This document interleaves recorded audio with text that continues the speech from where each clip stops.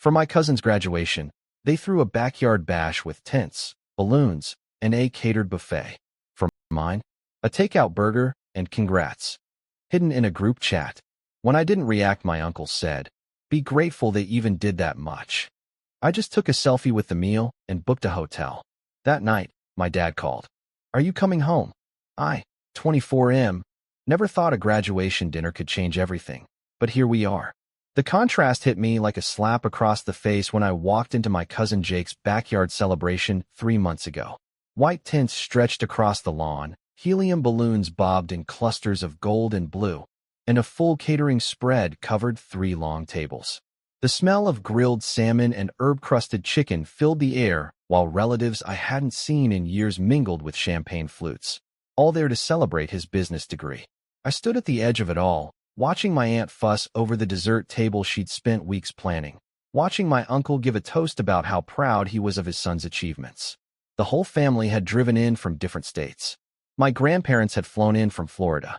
Even distant cousins showed up with congratulatory gifts wrapped in expensive paper. Fast forward to last week, and my own graduation from engineering school, the same program that had consumed 4 years of my life, the same degree that landed me a job at a tech company before I even walked across the stage. I came home expecting something, anything that acknowledged what I'd accomplished. Instead, I found a paper bag from Five Guys sitting on the kitchen counter with a note that said, "Congrats, graduate," in my mom's handwriting. No family gathering, no celebration, just a cold burger and fries that had been sitting there for who knows how long. I opened my phone to find a group chat with my extended family where someone had posted a generic "congratulations" message with a graduation cap emoji. That was it. The same relatives who had traveled across the country for Jake's party couldn't even be bothered to send individual messages. The rage built slowly in my chest as I unwrapped that sad burger. For years of late nights, failed relationships because I was always studying, working 2 part-time jobs to pay for textbooks and lab fees. I'd graduated summa cum laude, landed a 6-figure job, and this was my reward. My uncle walked into the kitchen while I was staring at the meal, and I guess my expression gave away my feelings. He shrugged and told me I should be grateful they even did that much, that not everyone gets recognition for every little achievement. Little achievement. Those words echoed in my head as he walked away. That's when something shifted inside me. I pulled out my phone, took a selfie with that pathetic burger, and posted it to my social media with the caption, "Celebrating my engineering degree the family way. Thanks for the love, everyone." Then I grabbed my keys, drove to the nicest hotel in town, and booked a suite for the weekend. The notifications started almost immediately. Friends from college commenting with shock and confusion. High school classmates asking if this was some kind of joke. My phone buzzed constantly with messages from people who couldn't believe this was how my family had celebrated my graduation. That night, around 11, my dad called. His voice was tight when he asked if I was coming home. I told him I was staying at the hotel for a few days, that I needed some space to think. He tried to convince me I was overreacting, that family celebrations didn't need to be elaborate, that I was being dramatic. I hung up and ordered room service, a proper steak dinner with all the sides, a bottle of wine, and a chocolate cake that cost more than my entire graduation celebration. I ate it alone while scrolling through the comments on my post, watching as more and more people expressed their disbelief at how I'd been treated. The next morning brought a flood of calls and texts from family members. My aunt wanted to know why I was airing dirty laundry on social media. My mom was crying, saying I was embarrassing the family. Jake himself sent a long message about how I was being petty and jealous of his success. But the damage was spreading beyond just my post.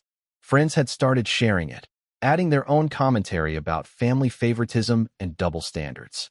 Someone had screenshot the group chat congratulations and posted it alongside photos from Jake's elaborate party that were still on my aunt's Facebook page. The contrast was stark and undeniable. My cousin's girlfriend called me directly, which surprised me. She told me she'd always thought the family treated me differently, that she'd noticed it at family gatherings, but never said anything. She apologized for not speaking up sooner and said what happened to me wasn't right. By Sunday, my post had been shared hundreds of times. Local news outlets had picked it up as a story about family dynamics and generational differences. The hotel concierge mentioned seeing it on Twitter when I checked out. What started as a moment of frustration had become something much bigger. Update 1.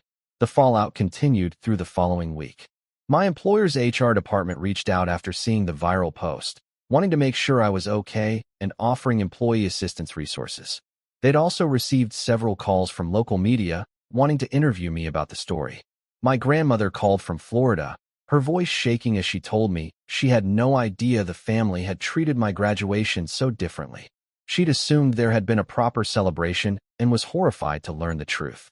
She immediately booked a flight to visit me and insisted on taking me out for a proper graduation dinner. The family group chat, meanwhile, had exploded into chaos. Screenshots kept getting sent to me by sympathetic cousins who thought I should know what was being said.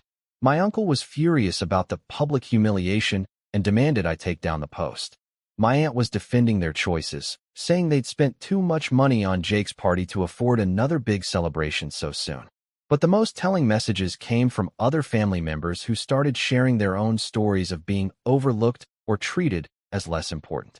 My younger cousin admitted she'd always felt like the family had favorites. An older cousin revealed that his wedding had been barely acknowledged while his brothers had been treated like a royal event. The pattern was becoming clear, and it wasn't just about me. My dad showed up at my apartment unannounced on Wednesday evening. He looked exhausted as he told me the family was falling apart, that relatives were taking sides, that my grandmother was threatening to change her will if the family didn't start treating everyone equally. He begged me to take down the post and try to smooth things over. I asked him why he hadn't stood up for me when it mattered, why he'd let his own son be treated like an afterthought. He didn't have an answer. Update 2.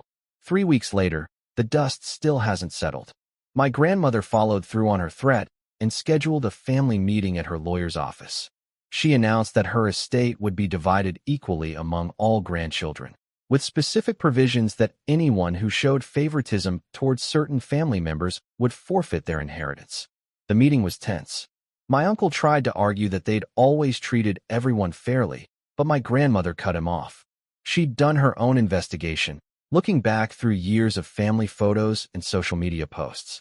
The evidence of preferential treatment was overwhelming and undeniable. Jake's graduation party had cost over $8,000. Mine had cost $12.99. My aunt broke down crying, admitting that they'd always seen Jake as more successful, more worthy of celebration because he was outgoing and charismatic while I was quiet and studious. She said they'd assumed I didn't need or want the same kind of recognition. The conversation that followed was brutal but necessary. Other family members shared their own experiences of being overlooked or dismissed. My quiet cousin talked about how her art school graduation had been ignored entirely. Another relative mentioned how his military deployment had barely been acknowledged while his brother's promotion at a civilian job had been celebrated with a big party. My grandmother listened to it all with a stern expression, occasionally asking pointed questions that made people squirm. By the end of the meeting, she'd restructured her entire estate plan and established a family fund specifically for celebrating major milestones equally. But the real change came when she announced that she was personally organizing a proper graduation celebration for me, and that attendance wasn't optional for anyone who wanted to remain in her good graces. Update 3. The party my grandmother threw was everything I'd never expected but always deserved.